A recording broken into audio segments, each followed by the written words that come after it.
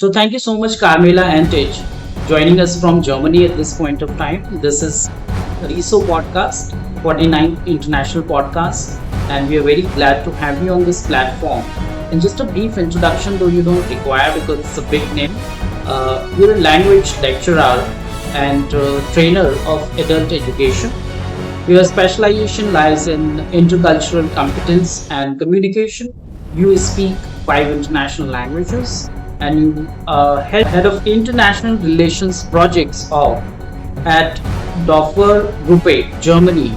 So thanks a lot once again joining. This is a wonderful topic we are covering for the very first time on the platform of BISO, bridging cultures, navigating into intercultural communications with you. And thanks a lot. A wonderful topic. Would like to move on to my first question. A very important question says, what first sparked your interest in intercultural communications? Yes, thank you. First of all, I want to thank you for the opportunity to speak here in this podcast. Thank you for having me. Yes, what first sparked my interest in intercultural communication? Good question. But before I start with answering this question, I think it is important to know what intercultural communication means. So for me, intercultural communication is the ability to understand and exchange ideas between people. It's not only about language, it's also about values, behaviors, and perspectives that can sometimes be very different. Starting with this definition, my interest in intercultural communication comes directly from my personal background. That means that I was born and raised in Germany, but both of my parents are Italian, so they come from Italy, and they moved to Germany since 35 years now.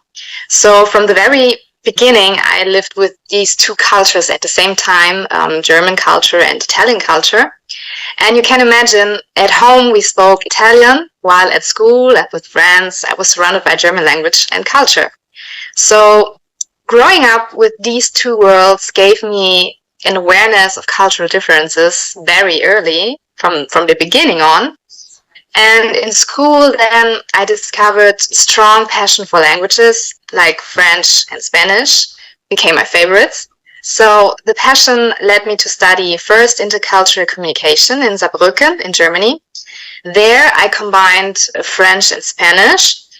And afterwards, I pursued a three-national master's degree in intercultural European studies, which took me to three national master, like into three countries.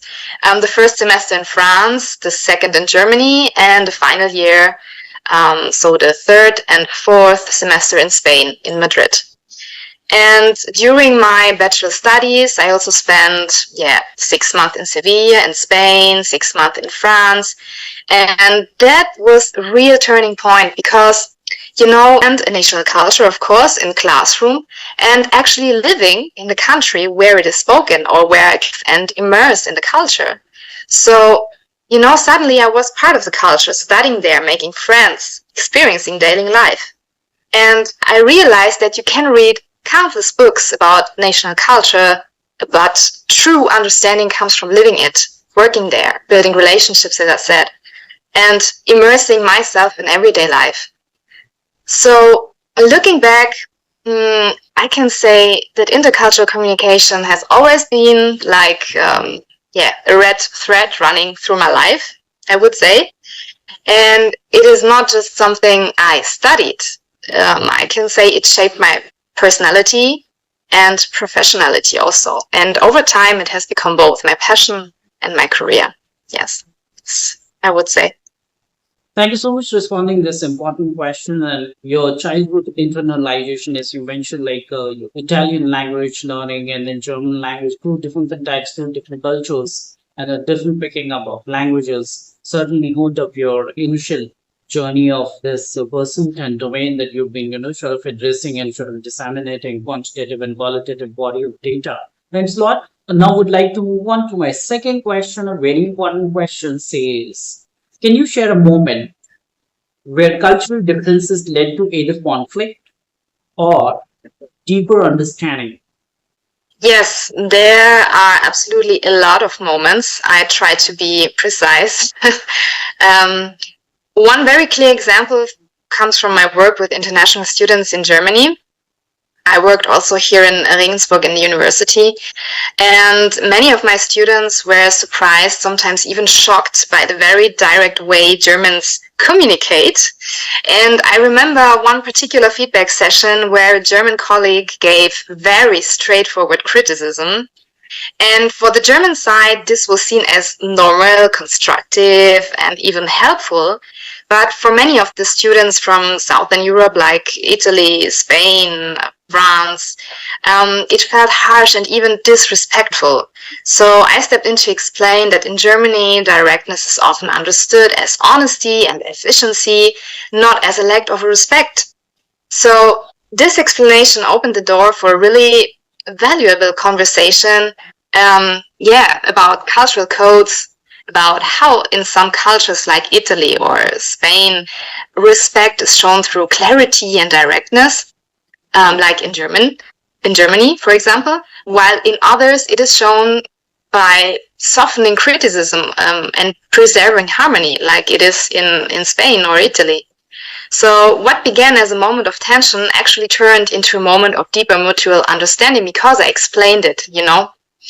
And this is something I also researched in my bachelor's thesis, because there I conducted interviews with Spanish and French students at Saarland University to identify what we call critical incidents. And these critical incidents are key interactions, situations where cultural differences lead to misunderstandings. So a very common theme that emerged in my bachelor thesis was exactly this: Germans' directness, especially in feedback. And while German students, viewed it as honest and efficient, like I said before, Spanish and French students often perceived it as blunt or rude. So this research confirmed that even small everyday interactions in university, etc., can reveal deep cultural differences. And I want to tell you another point about my own personal experience and professional life, because I said before that I worked also in France. And when I worked there, I was really surprised by how meetings were conducted. So I worked there in language school, and we had there many meetings. So in Germany, I'm used to clear agendas, structured discussions, and a strong focus on efficiency. But in France, I experienced meetings that often started, for example, with a fixed agenda and included a lot of small talk, sometimes about family, personal life, hobbies, current events, and so on. And then they came to the business topics. So at first I was confused and even a little frustrated because it felt totally unorganized to me. But yeah, over time I understood that this kind of small talk plays a very, very important role in France. It's not a waste of time, like I thought about it, but it's a way to build trust, to strengthen relationships and create positive atmosphere for collaboration, you know. So once again, what seemed strange at first actually taught me a lot about cultural values and communication. So I think these are the main topics and examples. Thanks a lot for responding to this important questions. For me, it seems like it's a blend, either leading conflict or misunderstanding, a deeper understanding of any issue. Now, I would like to move on to my third question. Again, very important question says, why do you think cultural awareness is essential in today's interconnected world? Thank you for the question. This is so important. But first of all, for me, it is important to define what cultural awareness means. So I think for me, cultural awareness means being aware of the culture background that shapes our own way of thinking and acting, while at the same time understanding that other people are guided by different values, beliefs, and practices. And it's more than just noticing differences in cultures. For me, it's about making a conscious effort to respect, appreciate, and engage with other cultures in, yes, I would say in a normal way, or looking beyond the horizon. So basically, I think that cultural awareness has two main aspects. The first is self-reflection. So being aware, as I said before, of my own cultural background and how it shapes my identity, my behavior, my expectations, and also my communication style. And the second aspect that I think that concerns to cultural awareness is openness towards others. So approaching people with curiosity and empathy rather than quick judgment. And I would say I believe that cultural awareness is absolutely essential today because, we live in such interconnected world.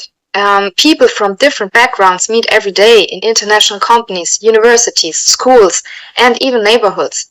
So another important point for me is that culture awareness does not mean memorizing facts about other countries.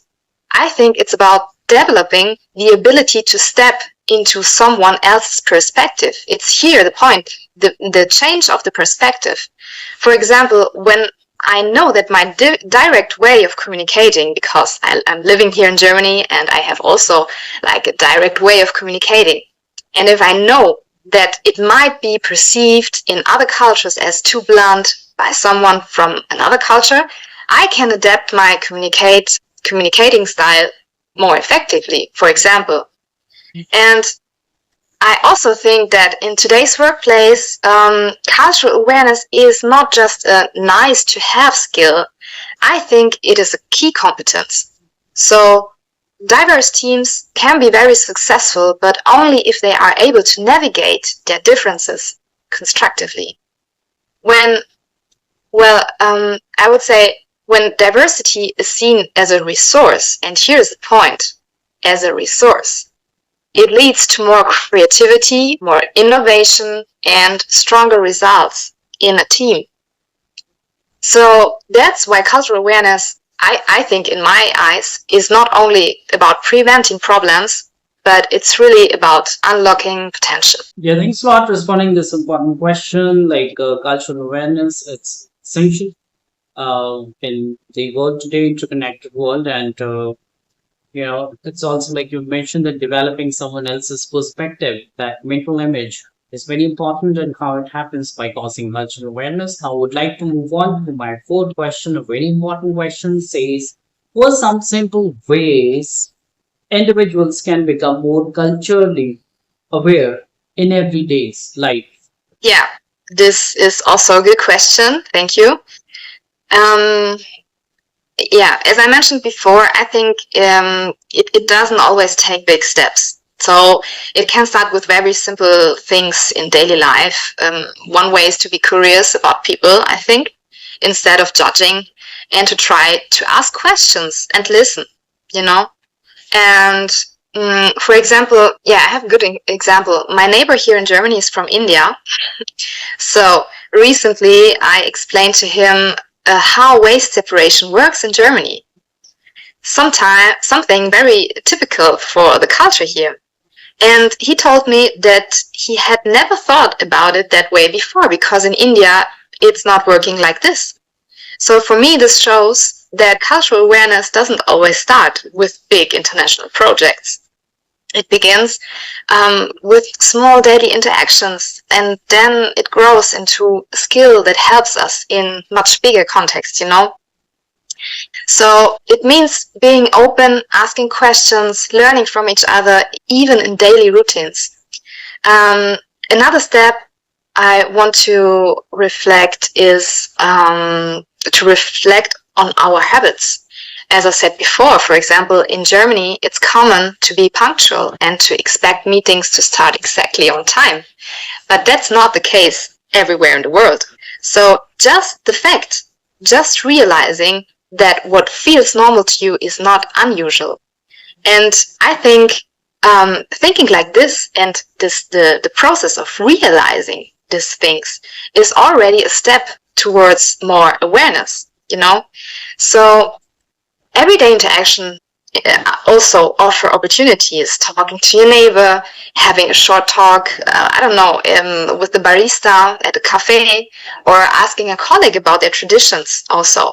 These small conversations can open big doors. And yes, then there are easy ways to experience other cultures if you are interested in, for example, through movies, music, books, or even cooking. Trying a new recipe from another country can be a first step, for example. But I want this question, I want to end it with a short view for me, because I think the key is an open mindset. So you don't need to be an intercultural trainer to be culturally aware, So often it's about respect, humility, and the willingness to accept other perspectives and just as valid as your own. And don't forget the change of perspective. Yeah, simple ways you talked about individuals, like how they respond in everyday life. It's like more for everyday sociology also I can relate. We have a domain called phenomenology or sociological phenomenology. So learning by small things, everyday actions, behaviors, interactions, very important. Now I would like to move on to my fifth question, or wrap-up question, final one. But very important question is, how can business and institutions foster effective intercultural communications among their teams? Yes, thank you so much also for this last question, also a very important question. In my opinion, the first thing is training and awareness. International companies that invest in intercultural workshops or training sessions give their employees the chance to reflect on their own communication style, as I said before, to learn about different cultural codes and to practice strategies also for avoiding misunderstandings. And this is not just like a soft skill. I would like to mention a study from 2024 by Muhammad Irfan from the Wida Bakti University in Indonesia. And in this study, he showed that employees who took part in intercultural training had stronger teamwork, clearer communication, and fewer misunderstandings. So the same study also highlighted that such training directly improves organizational outcomes, from higher employee satisfaction to stronger innovation. The second point I would like to mention is leadership culture. This is a very, very important topic. So managers play a crucial role in shaping how diversity is handled. If leaders encourage openness and curiosity, teams feel safer to bring in their different perspectives. So the Irfan study also underlined that leadership adaptability, what we often call cultural intelligence, is essential. So leaders who are able to adapt their style to different cultural contexts, manage diverse teams more effectively, and create more inclusive environments. So in my eyes, this means that companies with high cultural and gender diversity are not only more innovative, but also financially more successful. So leadership is not just about managing differences, it's about actively using them as a strength. And the third point I would like to mention is about structures and support systems. Because companies need to create frameworks, I think, that make inclusion part of daily life. Things like, for example, mentoring programs, intercultural tandems, or bilingual communication tools. So the Irfan study also found that organizations with inclusive policies and support structures had higher employee satisfaction and lower turnover. So even small initiatives like celebrating cultural holidays together, for example, can strengthen trust and belonging. So what happens when companies introduce intercultural activities? This is also a good question. They create stronger trust, fewer conflicts, and better cooperation. Teams don't waste energy on misunderstanding, but they can focus on creativity and problem solving and on their real daily business. So diverse teams that know how to work together are not only more innovative, they are also more resilient, And I think that in today's global economy, that's not just a soft skill to have to have cultural awareness and to practice it. I think it's a real competitive advantage in my point of view. Yeah, thank you so much responding these five important questions. And very important, you talked about cultural differences and what has sparked you, and then share a moment like cultural differences and cultural awareness, its importance and relevance, interconnected world today, and simple ways individuals can, pass on different cultural understandings and interpretations, and then businesses and institutions how they can foster. The topic was very important. Bridging bridging cultures, navigating intercultural communications, and this is certainly very important. We talked about for the very first time this topic, and thanks a lot once again for any resource platform and appearing on this platform, giving your presence and sharing your insights and research in academia method.